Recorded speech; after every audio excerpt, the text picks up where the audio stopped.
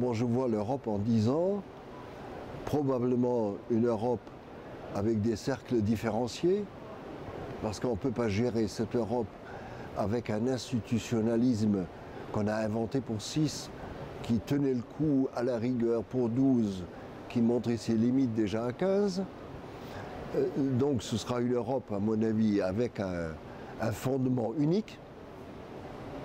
Ce sera le marché intérieur et les politiques qui l'accompagnent, et avec des spécificités, ou ce que j'appelle des systèmes allant au-delà, spécifiques dans le domaine de l'union économique et monétaire, et de l'autre côté dans l'Europe de la défense et de la politique étrangère. Certains disent à ce moment-là, faites une approche totalement à l'inverse. Si j'écoute bien les voix des uns et des autres, faites ce qu'on appelle en anglais, ou ici dans une école, dans les SCP, un open merger entre français et allemand. Faites l'esquisse ensemble de manière bilatérale, ouvert à d'autres, pour essayer d'ancrer, de trouver un ancre qui puisse tenir le bateau entièrement. Là, dans cette situation, on se trouve aujourd'hui. Et à partir de là, on peut développer des institutions communes.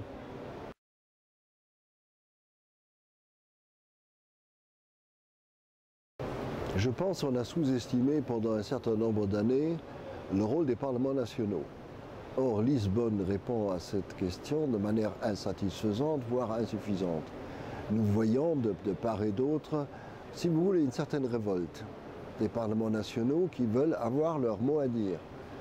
Or, j'ai toujours en tête, en 2002, j'avais toujours pensé à des commissions communes entre parlements nationaux et le Parlement européen, pour justement couvrir des domaines où nous étions en permanence à la limite de ce qui était intégrable à l'échelle européenne, avec le mode traditionnel et les réserves nationales.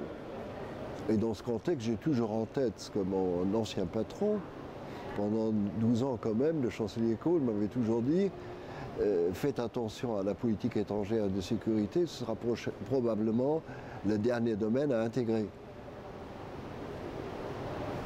D'où, pour moi, une des tâches primordiales, c'est de réconcilier les compétences des parlements nationaux avec celles du Parlement européen.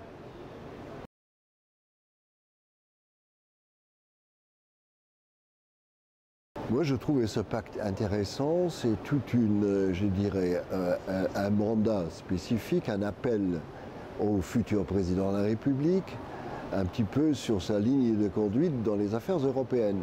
Par exemple, ça commence avec une idée excellente, une vieille idée à laquelle je me suis heurté dans mon passé politique, c'est l'idée d'un ministre d'État aux affaires européennes. C'est une idée qui est tout à fait justifiée. Pour moi, c'est un ministre d'État auprès du Premier ministre, mais ce serait un rôle qui change entièrement la répartition, le poids, les balances au sein d'un gouvernement. Au fond, c'est une proposition qui est justifiée, qu'il faudrait réaliser. Mais cela présuppose, si vous voulez, une certaine révolution au sein des gouvernements, au sein des structures gouvernementales. Si vous partez du fait que pratiquement notre politique est définie dans pratiquement tous les domaines par, je dirais, une juxtaposition, par une certaine nécessité européenne. Hein. Là, vous devez changer à cet égard. Et là, je suis entièrement d'accord dans ce contexte. Mais ça présuppose une petite révolution.